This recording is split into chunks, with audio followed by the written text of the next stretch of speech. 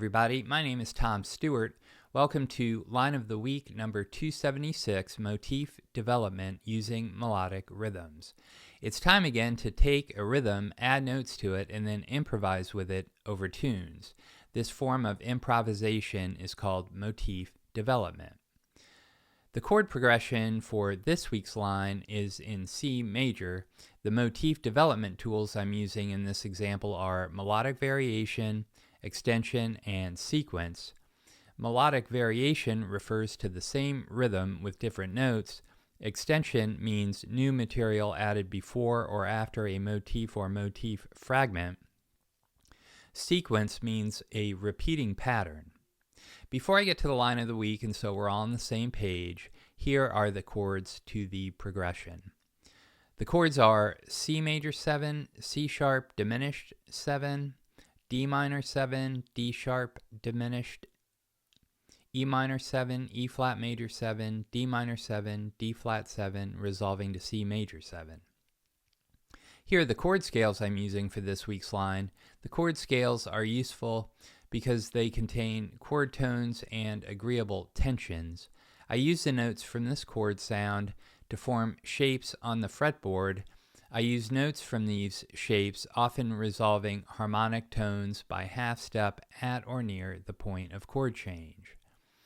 You can use any vocabulary you prefer because the focus here is on melodic rhythms and motif development. You could use chord tones, guide tones, chord scales, or a combination. Also, many chords have more than one chord scale choice.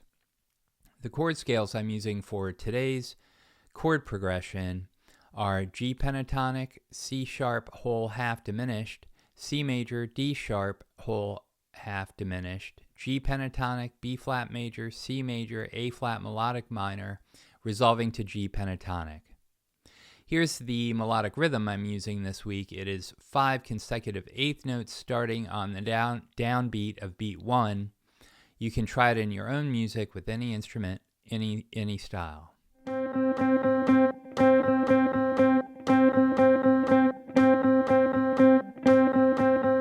Here's the line of the week with Guitar Pro backing to make sure I'm getting the notes and the rhythm accurate.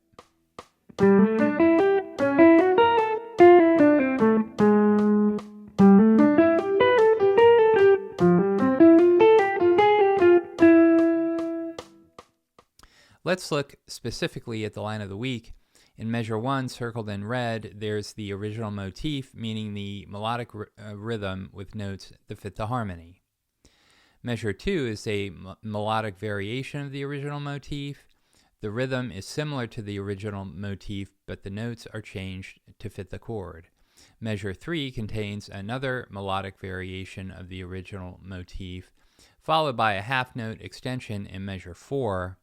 Measure 5 begins with an extension, leading into a melodic variation of the original motif in measure 6. Similarly, measure 7 begins with an extension, leading into a melodic variation of the original motif in measure 8. Measures 5 and 6 sound similar enough to measures 7 and 8 that you could call it a repeating pattern, or also called a sequence. Measure 9 is a whole note extension to measures 7 and 8 to end the line.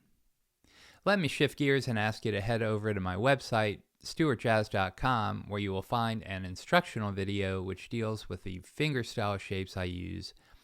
All my major, pentatonic, melodic minor, and diminished shapes are included in the video and associated PDF files. The files contain regular notation, tab, left-hand fingering, right-hand fingering, hammer-ons, and pull-offs. The video and files are $10, and your purchase helps to support the channel. So that's all for this week. Take the melodic rhythm and see what you can do with it in your own music. Thank you very much for watching, and we'll see you next week.